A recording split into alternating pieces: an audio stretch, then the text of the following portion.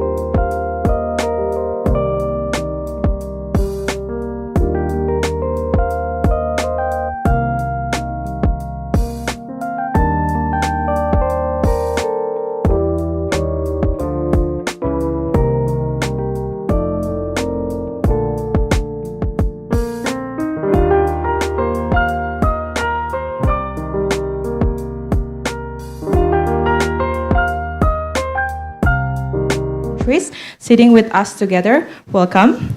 My name is Lian, and I will be the Master of Ceremony for today's special public discussion titled Palestine's Never-Ending Struggle for Statehood, Human Rights, and Justice. And for this, we are honored to welcome His Excellency Dr. Riyad Al-Maliki, Special Advisor to the President of the State of Palestine for International Relations. Thank you for joining us, Minister, and welcome to Jakarta. And this event is brought to you by the Foreign Policy Community of Indonesia in collaborations with the Embassy of the State of Palestine in Jakarta. And since our establishment in 2014, FPCI has grown to be the largest grassroots foreign policy in Indonesia, Southeast Asia, and the Indo-Pacific. Let us display a brief video profile of FPCI.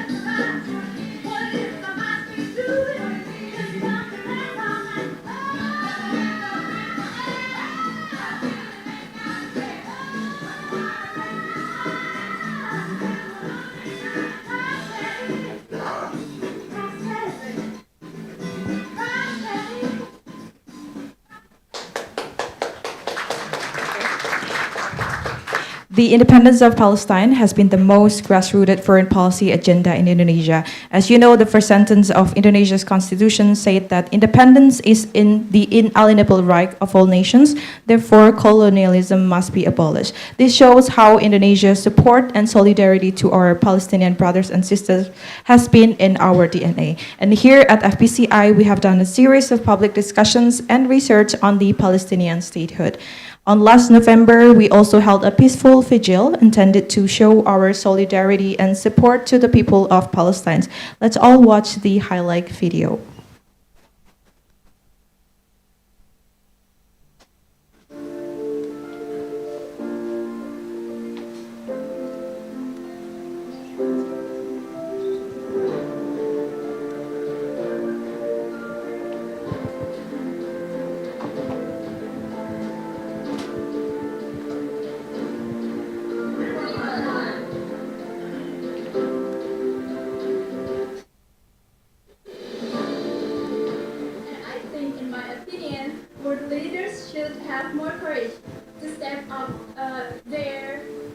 support to the people of Palestine. Thank you.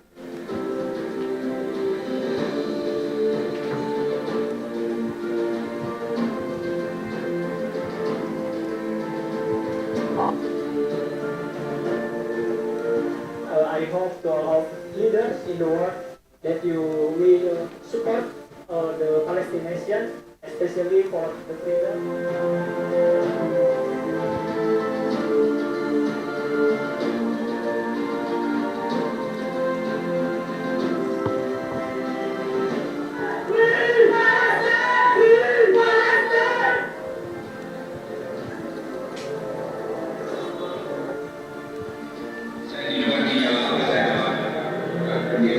Dari Foreign Policy Community of Indonesia.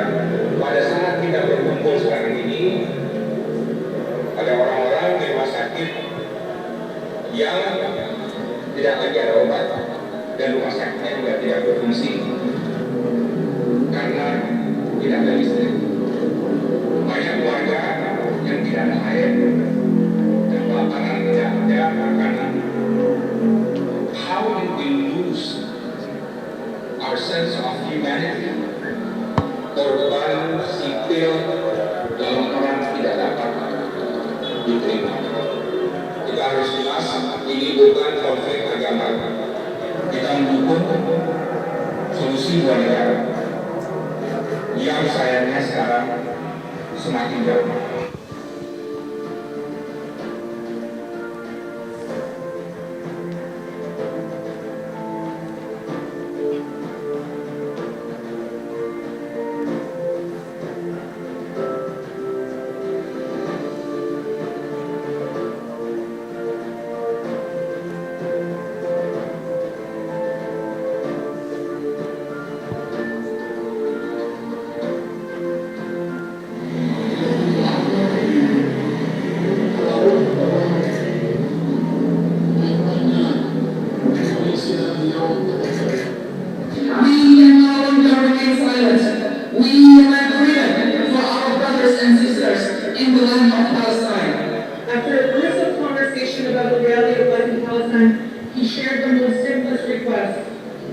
My love, he said to me, if I could wish for one thing in this moment, it would be a piece of bread and clean clothes.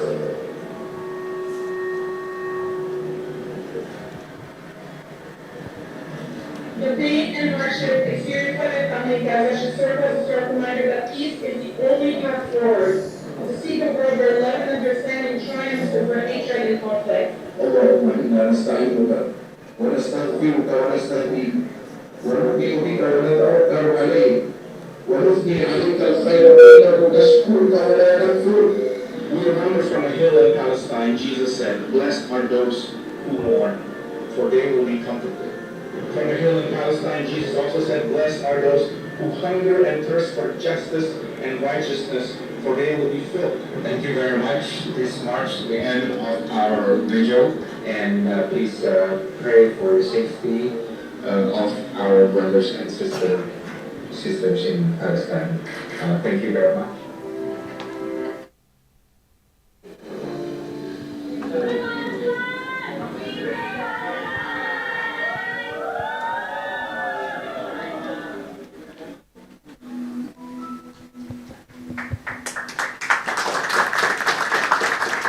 And to begin, I would like to invite Ambassador Sumadi Broto Diningrat, FPCI Senior Fellow, to deliver an opening remark. To Ambassador Sumadi, you may have the floor.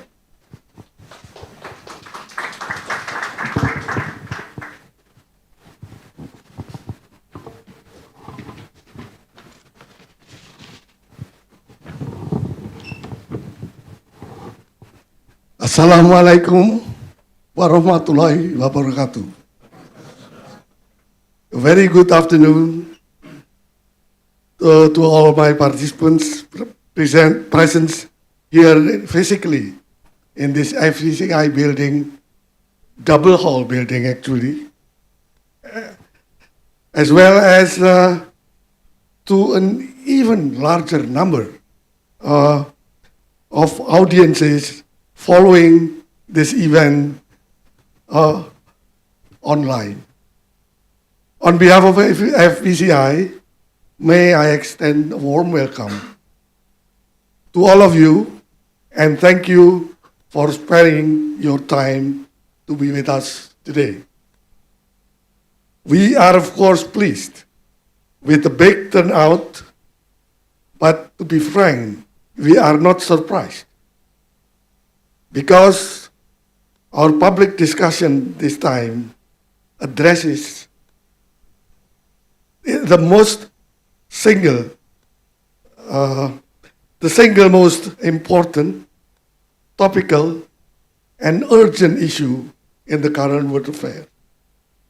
A problem of peace and security that has widespread ramifications worldwide, and also a humanitarian issue that touches the conscience of humanity.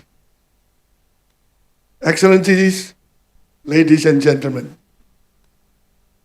Palestine's never-ending struggle for statehood, human rights, and justice has drawn FPCI's serious attention for quite some time, especially during the last few months with the aggravated situations, we have taken initiative and held numerous public discussions on this issue.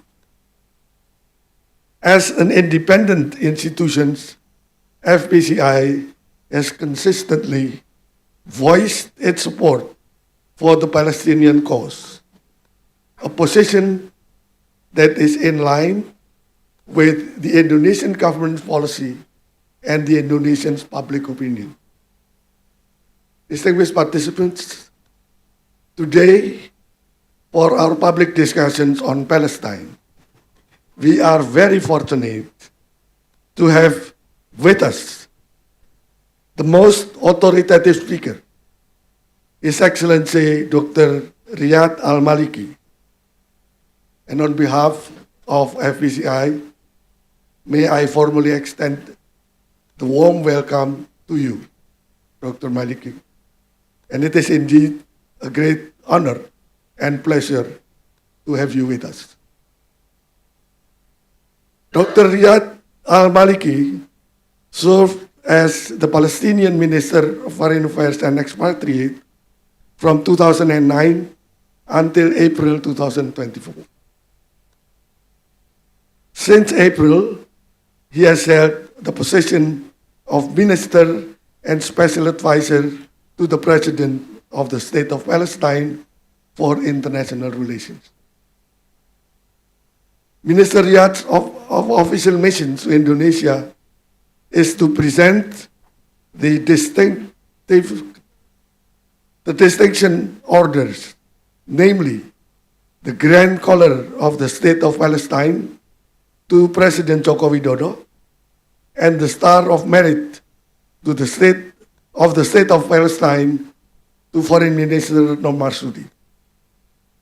These prestigious decorations are given in recognition of their distinguished role in promoting the relations between Palestine and Indonesia and in appreciation of the efforts in supporting the Palestinian people and their just cause for freedom and independence.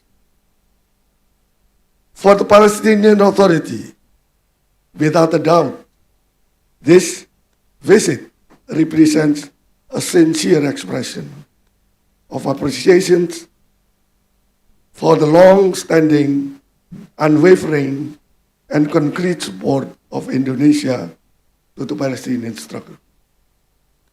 As for Indonesia, I believe this recognition will be taken as an encouragement to do even more in supporting the Palestinian aspirations.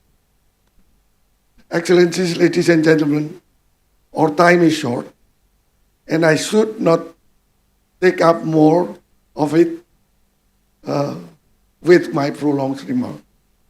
So let me conclude here and invite all participants and audiences to listen to His Excellency Minister Riyad Al-Maliki, followed by a discussion moderated by my colleague, the FPCI co-founder, Professor Dewi Fortuna Anwar. Thank you very much. Shukran. Wassalamualaikum warahmatullahi wabarakatuh.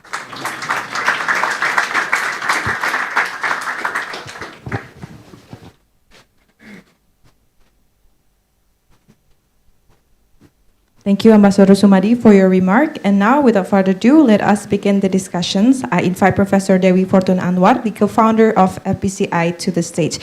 Prof. Dewi, you may take over.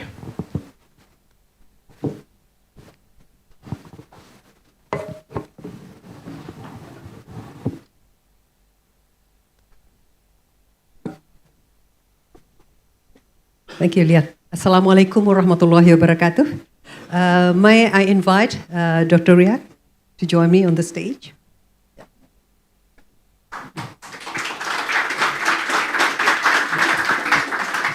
Thank you very much. As Ambassador Sumadi has mentioned, it is really a great honor and a very special occasion for us. Discussions about the never-ending struggle of the Palestinian people to attain statehood is not new in Indonesia, and has been organized in many, many forums. But this is the special event because the most authoritative person who can speak about this is here with us. Now, before I invite Dr. Riyad Al-Maliki to make his presentation, allow me briefly to read his curriculum vitae, which Ambassador Sumadi has already highlighted to a certain extent. For educational qualifications, Dr. Riyad obtained his master's and PhD in civil engineering from New York Polytechnic University, and he mentioned the fact that he's among the first persons to write about artificial intelligence. His PhD is on artificial intelligence, so it's really quite pioneering expert in this area, namely how to apply artificial intelligence to civilian lives outside the military. He obtained his BAs also in civil engineering from Pontifical Xaverian University in Colombia. So you have studied in Central America and in the United States. And he has held many distinguished positions. Of course, his current position is as Minister Advisor to the President for International Relations and Special Envoy of the Palestinian President. And he's also head of the Palestinian National Higher Committee for the ICC, ICJ, and other national international courts of relevance. He's also held a position as the Minister of Foreign Affairs and Expatriates between 2009 and 2024. And he's also been a Minister of Information from 2007 to 2009. And he's also Chairman of the Board of Directors of the Palestinian International Cooperation Agency from 2016 and 2024. He's also been an academic. He was head of the Civil Engineering Department and Civil Engineering Professor at BZ University, 1981 and 1996. Without further ado, I'll give you the floor, and then after that we will have a discussion.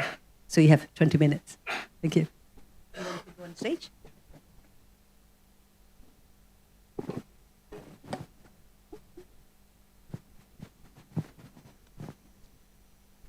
Thank you very much. I'm really happy to be back here in Indonesia, Can you hold it closer so that your voice Jakarta. Okay.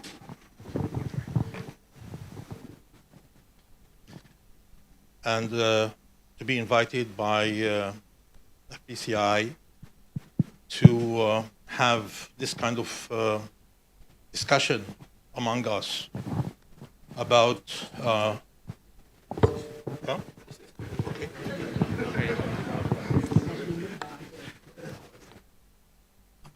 where we go in terms of our fight, struggle, self-determination for freedom and for independence.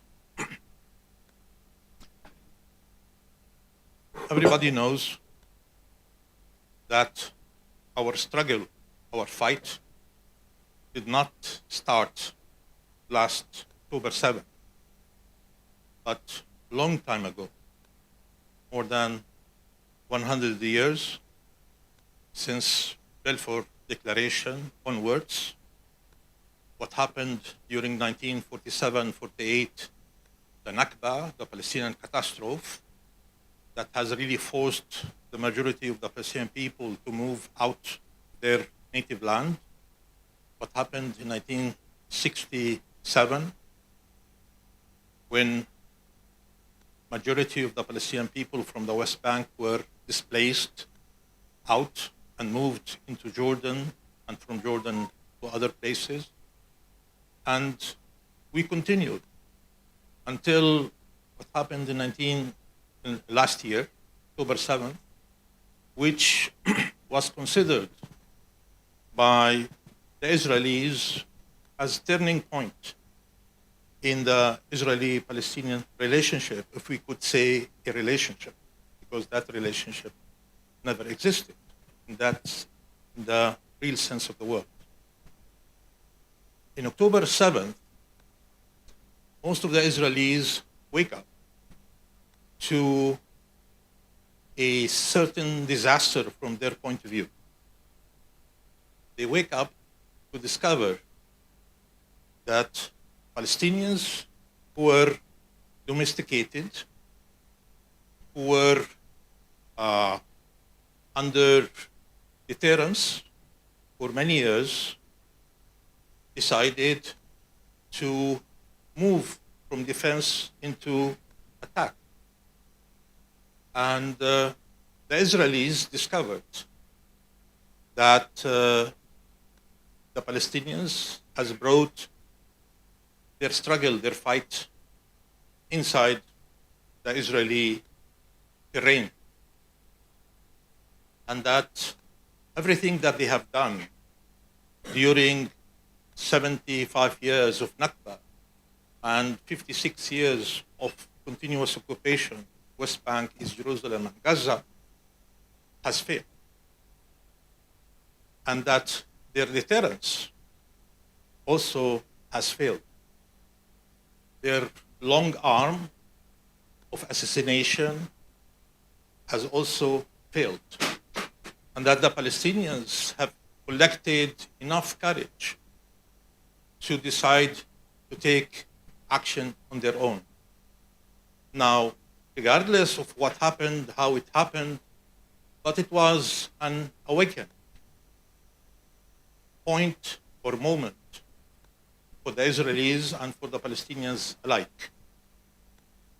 And from that moment, we have seen how the Israelis have reacted, mostly in a sense of vengeance, that they never thought that this could really happen to them. And their reaction really has bypassed all kind of expectations. In terms of vengeance, they have considered to erase international law, have really considered to change completely the law of war. And for them, it was important to dehumanize the Palestinians in order to kill and to massacre as many Palestinians as possible, including children and women. They opted to change the law of war in order to make it acceptable to attack, to bombard schools, hospitals, kill patients in hospitals, kill students in schools, demolish churches and mosques, etc. So they went from the so-called the democratic oasis. Huh? Okay. Oasis in the Middle East into the most salvagary kind of country in the Middle East, ignoring laws, regulations, respect for human rights, and they opted to be really acting as salvage. And this really what happened.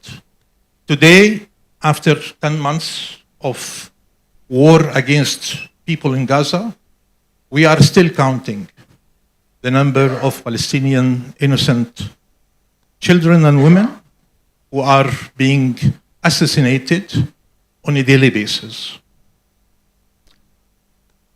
And that's really a reflection of the total failure of the international community to bring about a halt to the war, to stop that aggression, and at the same time, it also exposed the double standards of the international community when it comes to how they deal with the different conflicts in our globe. When Palestine is being treated completely differently in a way that Israel acts above the law, immune from any kind of sanctions and accountability. And as long as Israel feels that, as long as Israel understands that there is no price to pay for their criminality, for their atrocities committed against the Palestinians, then why to stop? And that's very important position. The second point that I want also to mention is that Netanyahu believes, the Israeli Prime Minister believes, that the war that he's waging against the Palestinian people is an existential war for the State of Israel. Because he considers that what happened in October 7 has exposed the Israeli national security systems. And not only exposed it to a point that it's weak, but it showed the failure of such Israeli national security systems. And, he looked at that issue in order to understand why the Israeli national security system has failed. And he looked at and he said, the problem is because there is Palestinian people living in that land called Palestine. And the only way for Israel to secure its national security system is to eliminate the Palestinian presence from the Palestinian land. Is that possible? Of course. Under the current situation, it is not possible. Because, there are almost 6.97 million Palestinians who live in the West Bank, including East Jerusalem and the Gaza Strip. The only way for Netanyahu to be able to get rid of that demographic presence of Palestinians is by calling for a regional war. Not only war limited to Gaza, but a war that goes beyond Gaza. That's the only way to be able to redraw the map of the region. By redrawing the map of the region, then there is a possibility to get rid of the Palestinian people who do live in West Bank and in Gaza Strip. So that's why he's trying to drag the United States of America into the conflict. That's why he wants to expand that war beyond Gaza, West Bank, into Lebanon, into Syria, into Iraq, into Iran, into Yemen, everywhere. And he thinks that the moment that he expands the war, especially into Iran, then he will be assured that the Americans will rally to his defense and to his support. And so he believes this is the only way if he wants to get rid of the Palestinian presence, physical presence of the demographic block of that such population, especially in the West Bank. That's my second point. My third point is that Netanyahu, on October 7th, he declared that the objectives of his war against Gaza are very clear. One, to annihilate Hamas completely from Gaza and to destroy its military capabilities, to end its control over Gaza, and to bring back the Israeli prisoners, Israeli hostages. And he said, I'm looking for an absolute victory. Such absolute victory cannot happen while his war is very much limited to Gaza. Because after 10 months of waging war and using the most sophisticated weapon on Gaza, destroying, eliminating, even committing genocide against the people in Gaza, he was not able to achieve that absolute victory. The only way to achieve that absolute victory if he turns his war into a regional one. And then he will bring the Americans in, and then that's the only way for an absolute victory to be achieved. Now, Netanyahu, when he declared that these are his objectives, he intentionally did not mention the undeclared objectives of his war against Gaza. What are these undeclared objectives? Number one is to kill as many Palestinians as possible, to eliminate the physical demographic presence of the Palestinians who live in Gaza, the 2.3 million of them. How he does that? By bombarding everybody, everywhere, every corner, by killing people in masses, by destroying the infrastructures, by eliminating electricity red, water red, schools, hospitals, everything. And so he started doing this, and he continues until today doing exactly the same. And he's not going to stop. Whoever thinks that Netanyahu will stop, then that person doesn't understand the mentality and the thinking of Netanyahu. The second undeclared objective is to turn Gaza unlivable, an area that cannot offer the minimum sense of living. So that's why he intends not only to kill people, but to destroy everything. Schools, hospitals, roads, infrastructure, churches, mosques, everything.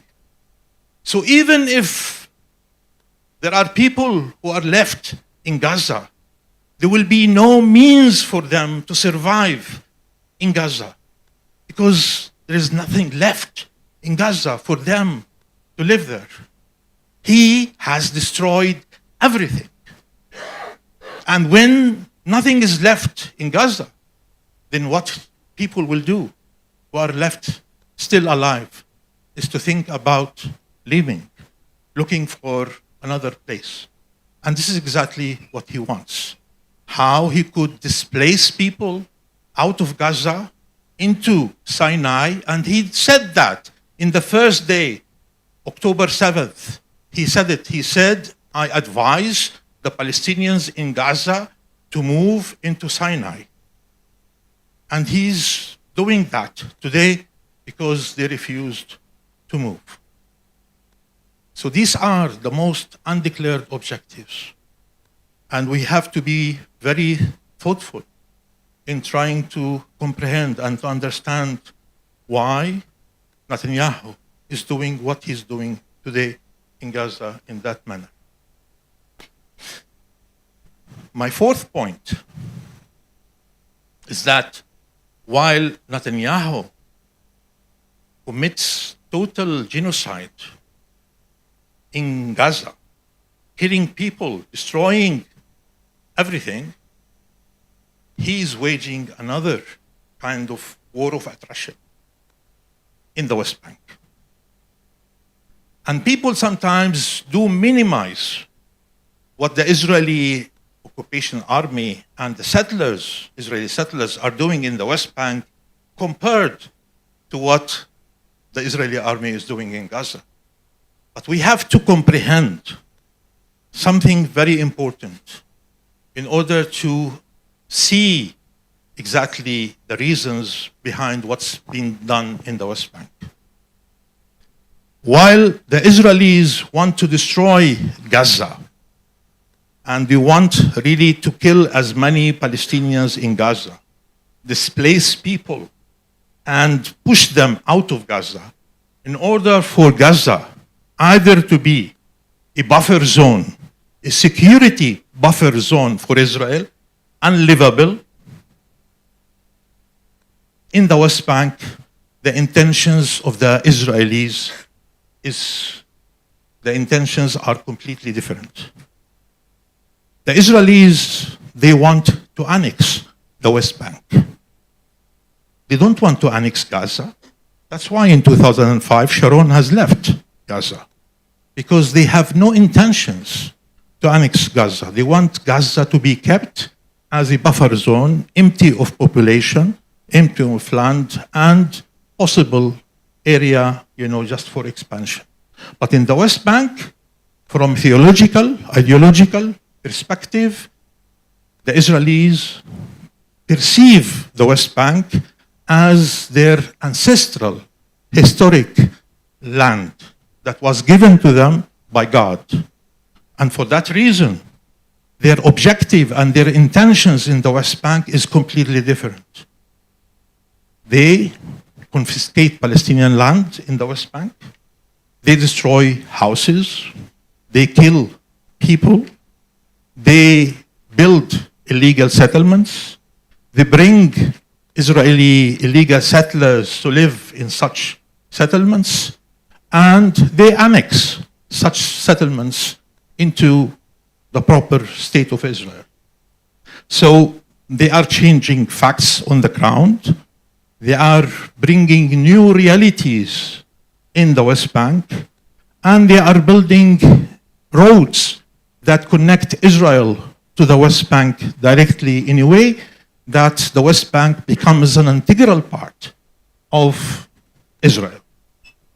Even today, they are introducing Israeli laws in the illegal Israeli settlements, considering that these settlements are part of the state of Israel, and as such, the Israeli law applies in such settlements.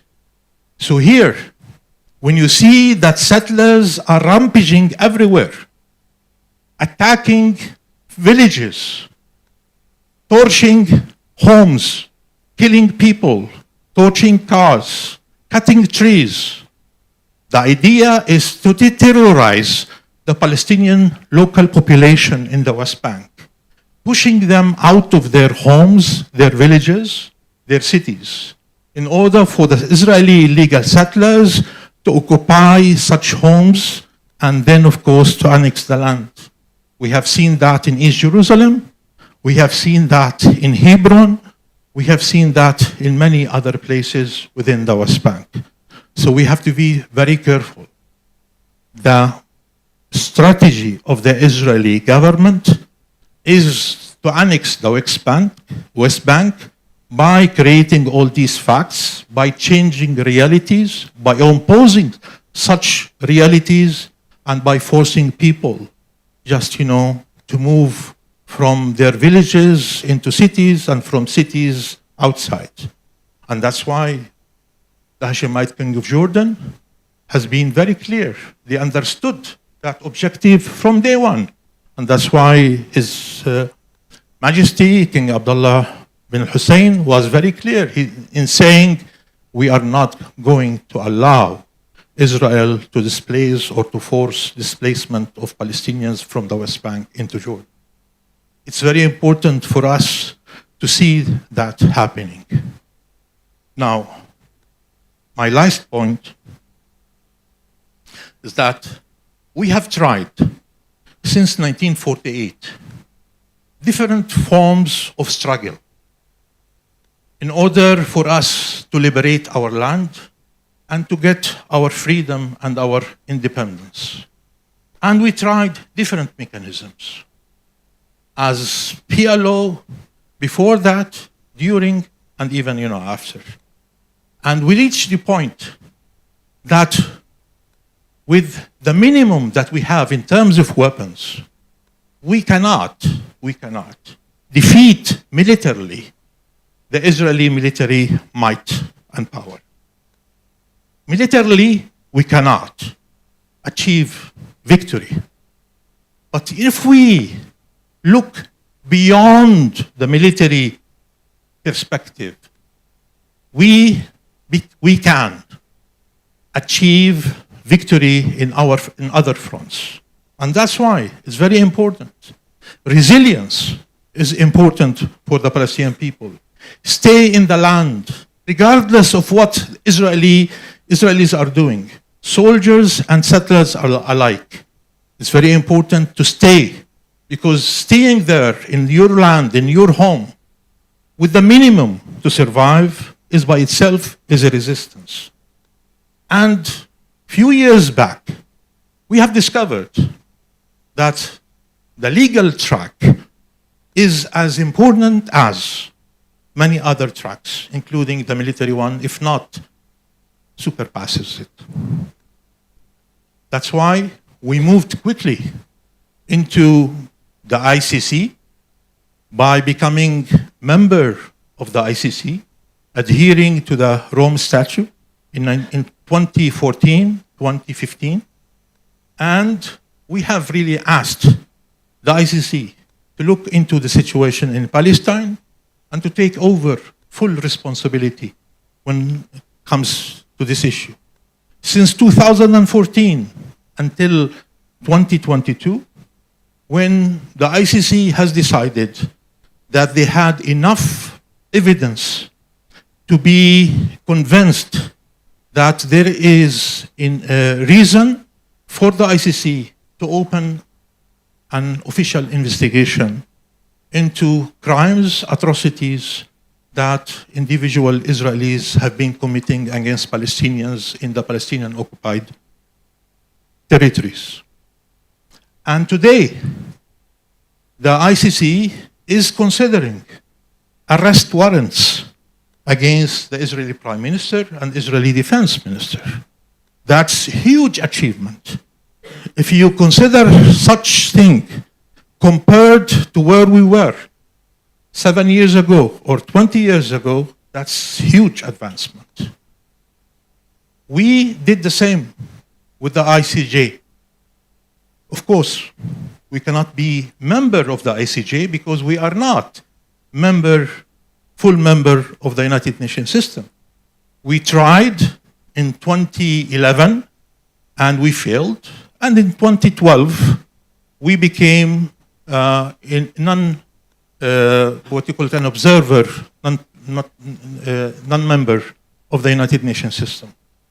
But when we became members in 2012 of UNESCO, that allowed us to be able to become member to other organizations, including ICC. And this is when, in 2014, we moved into the ICC and beyond. In the ICJ, the most important thing is not only what South Africa has done in terms of really submitting of course, a law request to look for Israeli crimes that were committed, as genocide against our people in Gaza, but also we will be able to convince members of the General Assembly of the United Nations to pass a resolution asking for an advisory opinion from the ICJ about the type of regime that Israel has created in the Palestinian occupied territories. What kind of regime? Is it a regime of occupation? Everybody knows that prolonged occupation, becomes illegal. And is it a colonization or a system of segregation and apartheid? And what type of responsibilities both the individual countries and the United Nations system have to undertake in responding to this? Last month, the ICJ has issued its advisory opinion publicly and said that the Israeli occupation is unlawful and that the Israeli settlements are illegal, that should be dismantled, and settlers have to be moved. That the Palestinians have the right to self-determination, and that ending the occupation is not a matter of negotiations, but it's really an obligation of Israel as an occupying power to move from the occupied Palestinian territory, and they have asked the General Assembly to look into the different modalities in order for Israel to end its occupation from the Palestinian occupied territories. What I'm trying really to say as conclusion is that the Palestinian people never stopped fighting for their rights. They understand that they are not going to achieve full justice, but still partial justice is acceptable to us, that we will continue fighting for our self-determination, for our freedom and for our independence. We are proud to what we have done so far, the sacrifices that we have really made, and that until today, 149 countries have recognized the state of Palestine, which is really an important achievement. Still, the objective today is to become full member to the United Nations system. We are working hard on it. We know it's not easy because we have to go through Security Council, and as long as the Americans use their veto power, then that's going to be difficult. But what's important, that the advisory opinion that the ICJ has issued should be first adopted by the General Assembly as a resolution, and then the General Assembly should look into such modalities in order to see that the Israeli occupation should end. With the support of the international community, we were able to achieve all of that. We were very much encouraged by what we have seen in Asia, in the Arab world, in the Muslim world, in Africa, in Europe, even in the United States, in terms of demonstrations of support, of solidarity to the Palestinian people. And this is extremely important. It has really encouraged, empowered Palestinian people to continue, knowing always that there are people who stand by them, with them, in support and in solidarity. So with your support, with your help, we know that we can continue until achieving our objectives, which is ending the occupation and materializing the state of Palestine, inshallah. Thank you very much.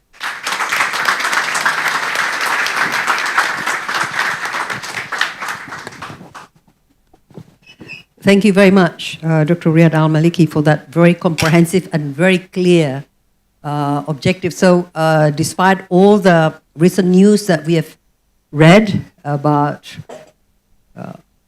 possible ceasefires and so on, that they are what Dr. Riyad has explained to us, it's an eye-opener that the ultimate objective of Netanyahu, you made it very clear that it's Netanyahu, not Israel as a whole here. This is the regime of Netanyahu's ultimate objective is the elimination of the people from Gaza, to make Gaza as an unlivable place so that it could be emptied of people, to make it as a buffer zone. Secondly, to annex the West Bank, to make it into a full Israeli territory, and to force the people out of the West Bank. And they are, so any other efforts could be seen to be just obfuscating the issues in a way. And that, despite all this, recognizing the limitations that the Palestinians have, particularly if faced with military conflict that it could never won, the most important factor that the Palestinians have are this, it's resilience, that they're willing to suffer to maintain their homelands, not to be forced out despite very difficult conditions, and that it has tried that and quite successfully it has been able to obtain international support. So this is a long-term, this is not a sprint, this is a long-term marathon to obtain international support, which we have seen with their support at the UNGA for the membership of the UN of the Palestinian. The obstacle is still, as we know, in the UNSC. And as you have also, you have not overemphasized this, but in the beginning, mentioned about double standards. In fact, this is an open secret now that one of the primary victims of the conflict in Gaza is freedom of speech in many Western countries, where universities and members of parliaments and activists have been arrested, have been denied their rights. In fact, I remember Farid Zakaria writing that the first thing that was a victim in the United States was, in fact, freedom of speech in the US itself, where apparently student activists were noted down and they would be banned from working in some companies. So this is a real setback for democracy and human rights also in a lot of Western countries. And the second victim is actually the international law, where it is very difficult now to talk about rule of law and international order when countries that have been champions of international laws are seen to be behaving in double standards and so on. And this is, in IR studies, which I'm writing at the moment, that is a real victim for us, where it is difficult to talk about respect for international law when not all countries are behaving equally. And this is also getting very difficult also in the Indo-Pacific region. How can you criticize certain countries for behaving certain things when you do not criticize other countries for behaving certain things? So this kind of double standards is actually very harmful for our international system, but that is another topic for discussions. We have quite a lot of time for some discussions, for Q&A. We have 40 minutes. Although we started late, but I imagine that there will be a lot of interest for question and answers. So I would like first to open the floor, give priority to those who are present here, but we also welcome some questions also from online, which the organizers will then give the questions to me. So I'd like to open the discussions. Now, if there, okay, so it is very clear, but usually we need to start to warm up a bit, because what you've been saying it is clear and very powerful, and most of us are rendered quite speechless in a way. But I'm sure that in a discussion, in a room like this, there'll be a lot of curiosity also. Do I see a hand at the, two hands at the back? First, Bapak, ada mikrofon nggak? Sana. Tolong tolong ya.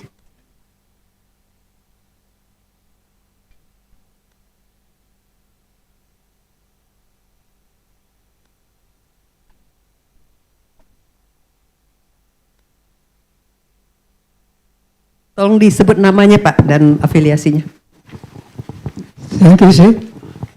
My name is John. I am economics, politician, and son of the God. I have a vision. I have write a book, Vision for New Indonesia, a New World. But sorry, my English is not so quite friendly. I'll try to make a comment. I'm very sorry to Palestine. In the history, you have many problems against Israeli. Since Goliath fight against Prophet David, you failed because God's already support Israeli. The history of Israeli, David is a king in there. Prophet David stay in Jerusalem. Solomon is a prophet, also stay in Jerusalem. How come Palestine claim capital in Jerusalem? How stupid. You again, God's planning. You don't know God's planning. If you still gain against, you will be destroyed. God will destroy you. Not only Israel destroy you. God's. Thank you. Well, we have a different perspective there. So another question at the back.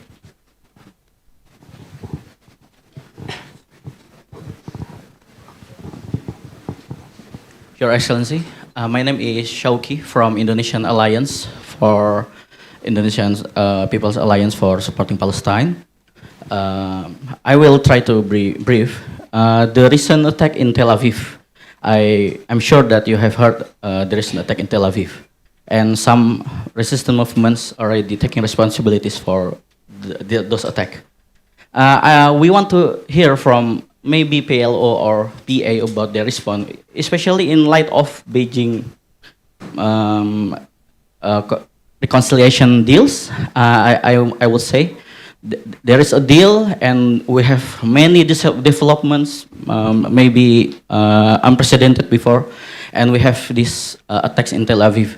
So we want to hear the response of PLO and PA, and thank you.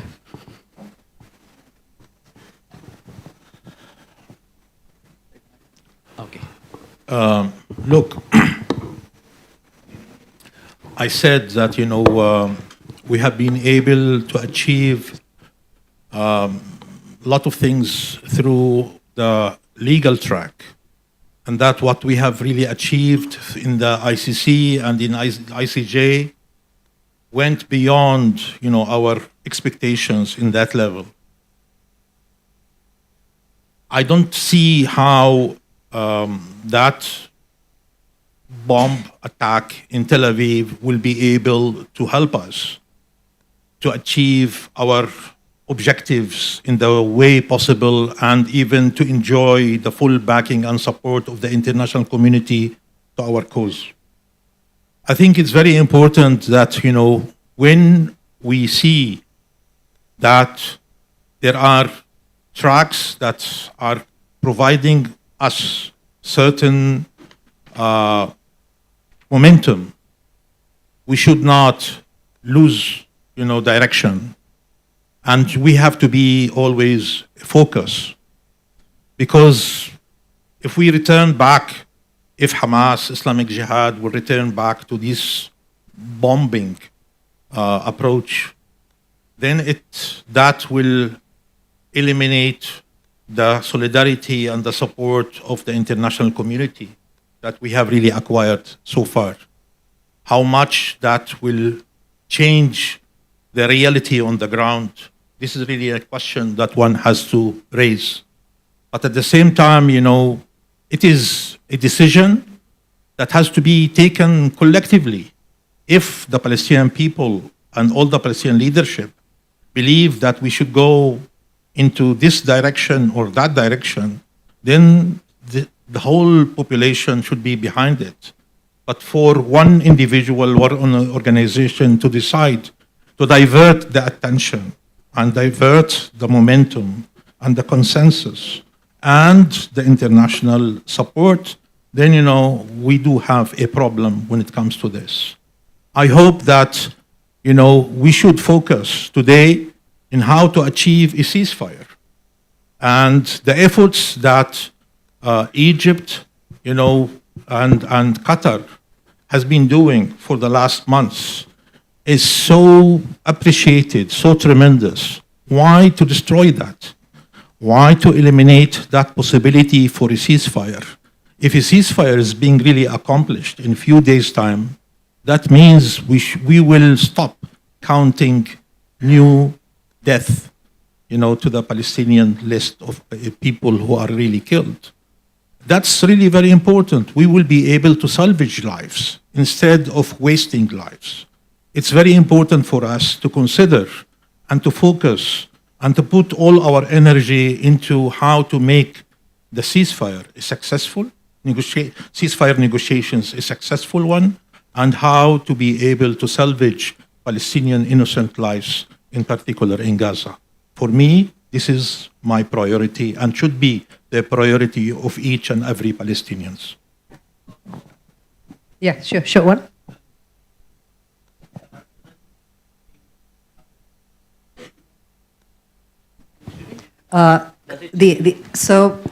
The meetings of the various Palestinian factions in Beijing, has it really changed anything in terms of this various factions?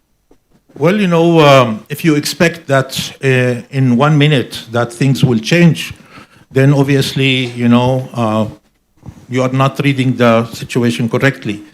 Because, what happened in 2007 has continued, has created such realities on the ground that, to overcome them, it needs more effort and more time. We have tried. The meeting that took place in Beijing lately, and the agreement that was, reached there requires further meetings and further efforts in order to be able to achieve exactly, understanding between the parties that will allow us to move exactly into ending the division and allow for reconciliation among the Palestinian political factions. That's really very important. And that's why we do believe that, efforts coming from China or from Turkey, from Qatar, and in particular from Egypt, who is really the champion behind all these efforts for Palestinian reconciliation between the different factions, should really produce exactly the type of agreement that we all aspire to achieve. We cannot continue with such a division. We have to overcome our division. We have to be able to reach a consensus among all of us. We have to really to work together.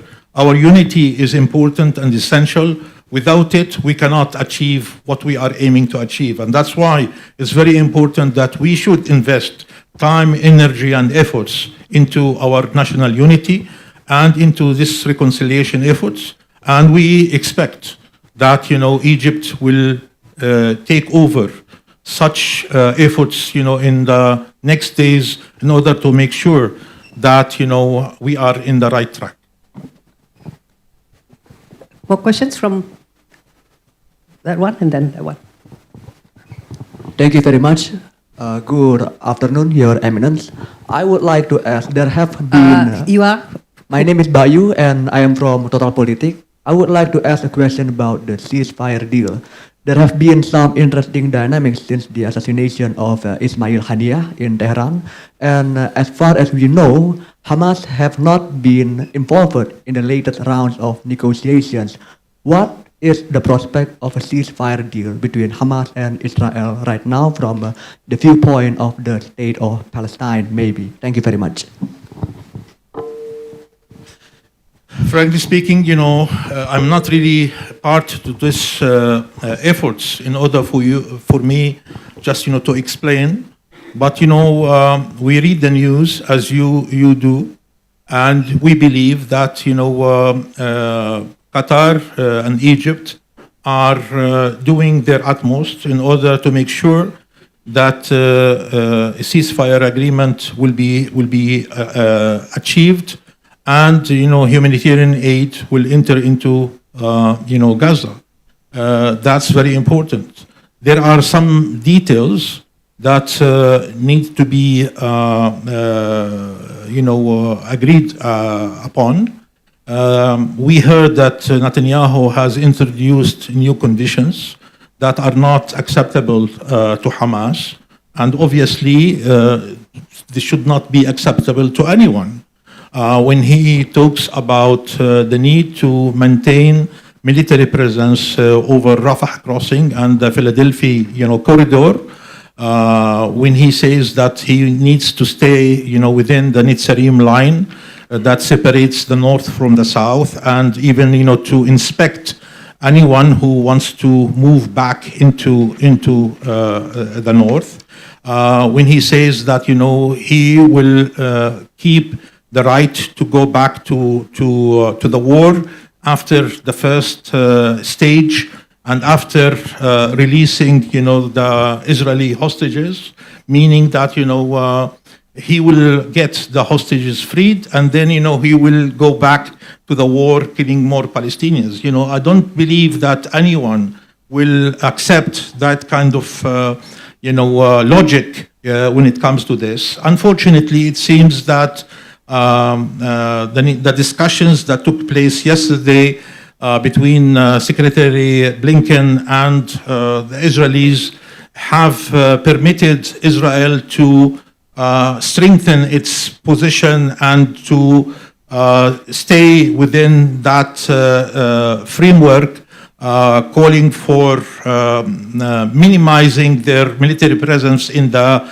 Philadelphia corridor, but without full withdrawal, which is still unacceptable, in particular to the Egyptian side, as we understood.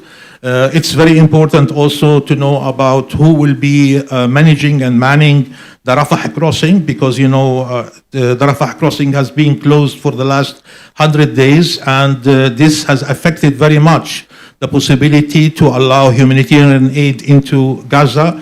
The minimum number of trucks are entering into Gaza, in particular coming from Jordan, and we want to thank the Hashemite Kingdom of Jordan for such tremendous efforts, in trying to bring, humanitarian aid into Gaza, and to alleviate the suffering, the starvation, the thirst, and the hunger, in Gaza. Thank you also to many countries, including Jordan, Qatar, United Arab Emirates, Indonesia, and many others, Egypt, for establishing, field hospitals, in Gaza in order really to treat Palestinian injured.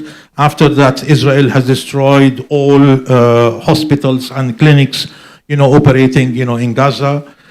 This is really for us, it's very important. So yes, we know that there are 3 to 4 conflicting points in not permitting the achieving, a ceasefire. I'm not really hopeful, to tell you the truth. I'm not really hopeful because Netanyahu is, putting such obstacles, refusing to allow his negotiating team to get the full mandate to negotiate such an agreement. And it's very clear right now, even among all Israeli politicians, including, the family of the Israeli hostages and many others, including, the army and the security, that Netanyahu is, the only obstacle. And if there is an obstacle to achieve a ceasefire, that obstacle has a name, and such name is called, Netanyahu. So if the United States of America is not going to exert the type of pressure in order for Netanyahu to change his position, then there is no possibility, to achieve a ceasefire in the next round of negotiations that will take place either, Thursday or Friday. Yes. Okay, thank you very much. My name is Rusma. I'm a journalist from Rakyat Merdeka Daily here in Jakarta. His Excellency, there is no doubt that we Indonesia stand for Palestine in any way, in many ways even. But there is some views of people here. Do you think, of course you would say that it is our right to decide our foreign policy. There is some, discussions that actually to be able to negotiate with Israel, it is a good idea for us. Well, there is pro and contra, of course, for Indonesia to open diplomatic relationship with Israel. Many efforts, even from Israel, to approach Indonesian people, including to us, the journalists. A lot of discussions online, Even I have some Israeli journalists, contacts. We're having a lot of discussion. But from your perspective, you are the special advisor for the international relations. Do you think it would be helpful for Palestine when countries, say Indonesia, this is just an example, when we have a diplomatic relationship, to be able to help more, the struggle even until the independence for Palestine? That's all. Thank you. Thank you.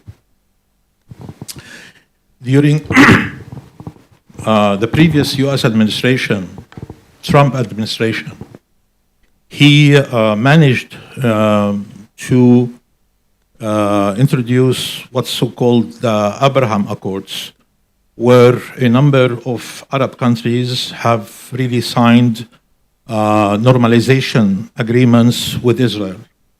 Now, such countries have said, we are doing it for the sake of Palestine, because normalizing with Israel will help us to exert the type of pressure on the Israelis in order for Israel just, to relinquish the land and, the occupation of the Palestinian land, and to allow the Palestinians to have their freedom and independence. That has happened, I don't know what, 4 or 5 years ago. I didn't see any outcome or any result from such normalization and its direct effect on the Palestinians in terms of ending its suffering, ending the occupation, or even allowing the Palestinians to breathe freedom and independence. So, normalizing between Indonesia and Palestine, it's very obvious that, Netanyahu, what he wanted, if you recall in 2002 when the Arabs in the Arab Summit in Beirut, Lebanon, have really adopted the Arab Peace Initiative that says, the Arabs, all the Arabs, collectively, the Arabs, and even later the OIC, the Organization of Islamic Cooperation, has adopted that the Arabs are willing to normalize relations with Israel the moment that Israel ends its occupation of the Palestinian, Lebanese, and Syrian territories. Normalize relations. They said that. So the condition is very clear. For Israel to end its occupation of the Palestinian and Arab territory, Arabs in response will normalize relations. Netanyahu said, well, I would like to reverse that Arab peace plan. I want to normalize relations with all the Arabs, and later I will use the Arabs to convince the Palestinians that there is no need for an independent Palestinian state.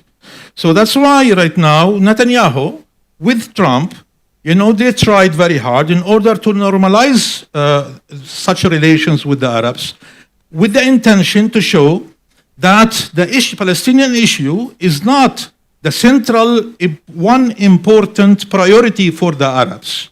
Because if the Arabs are normalizing relations with Israel without resolving the Palestinian problem, then the Palestinian problem is not the top priority of the Arabs. And this is exactly what Netanyahu wants to show, not only the Arabs, but the whole world, by that, I can resolve my problems with the Arabs on the expense of the Palestinian problem, and I can really marginalize completely the Palestinian problem at the end of it. So Indonesia has to be very careful. Indonesia is the biggest Muslim Islamic populated country in the world. And Israel is looking for Indonesia as a symbol that the biggest Muslim country in the world is normalizing relations with Israel without the need for Israel to withdraw its occupation of the Palestinian land or to allow the Palestinians to achieve their freedom and independence. You have to be very careful. We have, the OIC, the Islamic Organization of Islamic Cooperation, said that we, as Muslim countries, we adopt.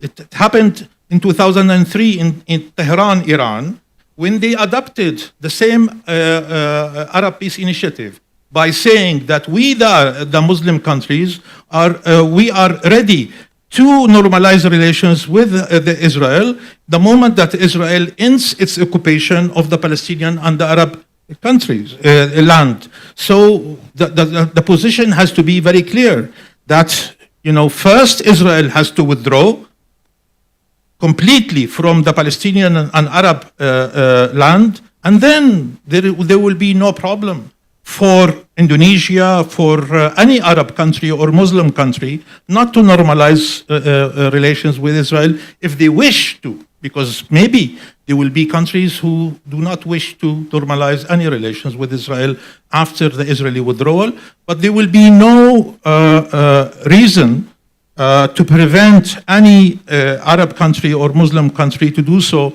if they wish to do so. But the condition is very clear. We read the Arab Peace Initiative as it was written back in 2002, that first Israel has to withdraw from all Palestinian and Arab occupied territory, and later, normalization will happen and not before, and not the reverse. We still have another 5 minutes. There are more questions from the floor? Paiwan?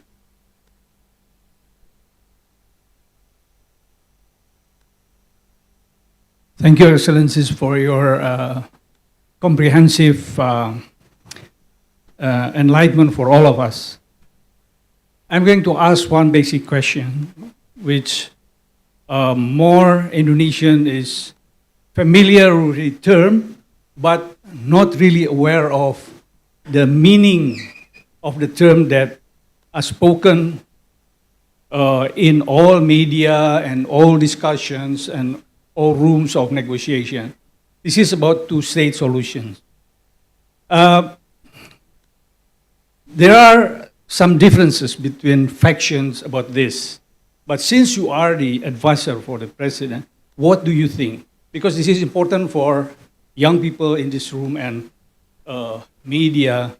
What do you think about the two-state solution? It is the really solution, or you have another option? What do you think the majority of Palestine wants? Is this the two-state solution, or something else? Thank you, Excellency. Look, Palestinians since 1948 and even before that, until today, has been fighting for one objective: the realization of an independent Palestinian state. An independent Palestinian state. So that independent Palestinian state should happen if we adopt the concept of the two-state solution. And people who have sacrificed their lives since 1948 onward until today, they did that for the sake of an independent Palestinian state. So we cannot, after 56 years and even 75 years of struggle and sacrifice, in order to achieve an independent Palestinian state, to let it go like this for the sake of another solution that we don't know which is it. Because you said another solution, but you didn't mention that another possible solution. Look, over the last 50 years, we were trying to build an international consensus around the two-state solution. And today, all the world, with the exception of Israel, the whole world believes, adopts, accepts the two-state solution, with the exception of Netanyahu and Israel. So why we should let it go for the sake of something that we don't know what it is? Why we should let go an international consensus about a concept that has been materialized over so many years? This is really very important. But also we have to be very careful. When we talk about the two-state solution, we have to define exactly what we mean by that. Because if we do not, then there will be a number of interpretations. some Israelis, like, for example, Minister Smotrich and Ben Gvir, an Israeli Jewish terrorists who were condemned by the Israeli legal system back in 2000 as terrorists. They believe that two-state solution means, the state of Israel and Judea and Samaria, a Jewish state in the territory of the West Bank. So where we are, the Palestinians, we should disappear according to Netanyahu. So it's very clear that when we talk about two-state solution, we mean a Palestinian state on the 67 borders with East Jerusalem its capital that can live side by side in peace and security with the state of Israel. That's the two-state solution that we understand. Unless somebody else has a different interpretation of what that means, the two-state solution. If that's the case, we will be sticking to that concept. We will be continuing advocating for the two-state solution because it's very important for an independent Palestinian state to emerge after so many sacrifices of the Palestinian people over many years. That's very important. Many countries have stood by us supporting the emerging of a Palestinian independent state.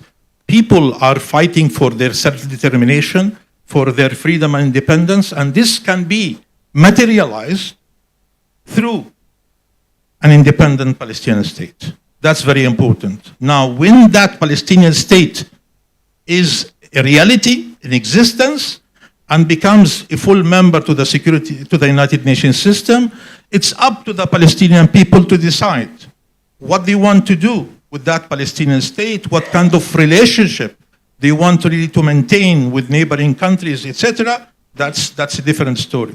But first we have to achieve an independent Palestinian state within that concept of the two-state solution. That's very important.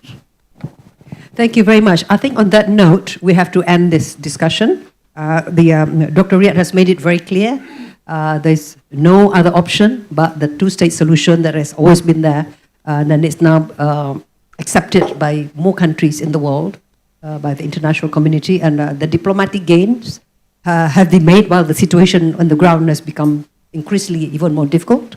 But I think that you're right that the support from friendly countries is very important. And I think that in Indonesia you have a steadfast friend, and I think that the answer that no, I don't think we should have diplomatic relations with Israel yet, because actually that would actually undermine the leverage, any leverage that Indonesia could have. So we hope that the struggles of the Palestinian people and the support of the international community and the prayer of the increasingly great number of people.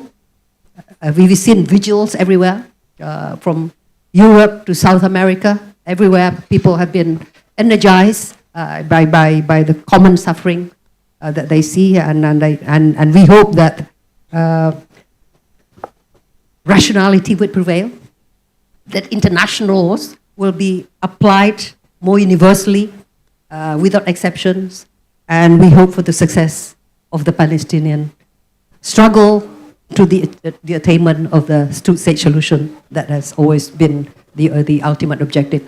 And the other objective, the hidden agenda of Prime Minister Netanyahu, hopefully will never ever be realized, be materialized. And I think, as I said, it's up also to the great countries have a lot of greater responsibilities. So let's hope that we see more hopeful policy also from the great powers, including from the United States, which is now facing election. So on that note, let us give a very warm applause to Dr. Riyad Al-Maliki, and thank you very much for your attendance here. Thank you, His Excellency, for sharing your valuable insights, and also thank you, Professor Dewi, for moderating today's discussions. Let's give a big round of applause once again. You may remain on the stage. And before we end the event, we would like to present a small token of appreciations, which will be presented by our co-founder, Professor Dewi Fortuna Anwar. This is a small signature of FPCI.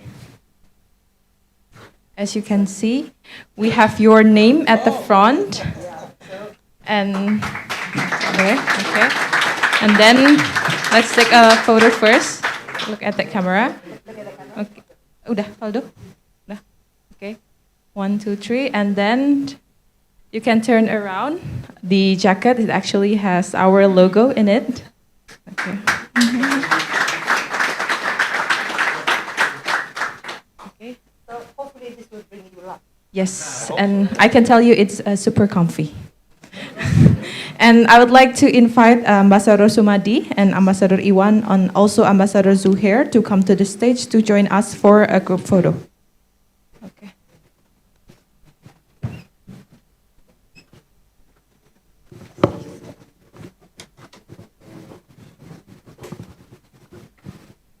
Okay.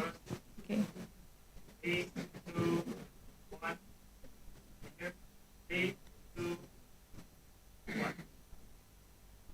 Once again, with the representative from Indonesian Minister of Foreign Affairs, Faldo, one more pic, please.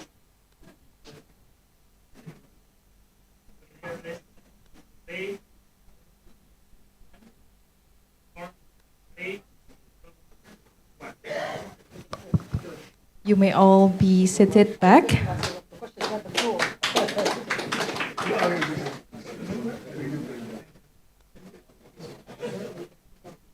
And with that, everyone, today's discussions has been concluded. Thank you so much for coming. And today's event will be available for you watch on FPCI's official YouTube channel at Secretariat FPCI.